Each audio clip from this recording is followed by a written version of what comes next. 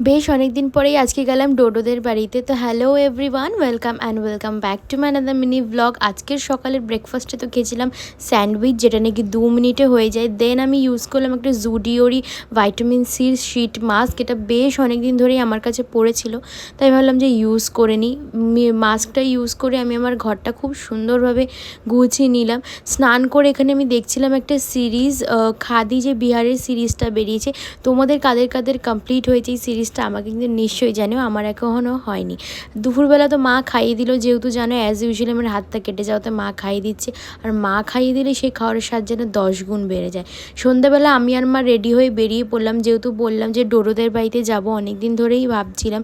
কিন্তু ওর যেহেতু এক্সাম চলছিল সেই কারণে আমরা যাওয়ার কোনো প্ল্যান করিনি, কারণ ও আমাদেরকে দেখলে একদমই পড়তে চাইবে না। যাওয়ার সময় ওর জন্য নিয়ে নিলাম স্যান্ডউইচ, যেহেতু আমরা সারপ্রাইজ দিচ্ছিলাম তাই ওকে জিজ্ঞেস করিনি আমি যে ও কি খাবে না খাবে। দেন আমি একটু ফুচকা খেয়ে নিলাম। আর এখানে ওর রিয়াকশানটা দেখবে, ও ভাবতেই পারেনি যে আমরা আসবো।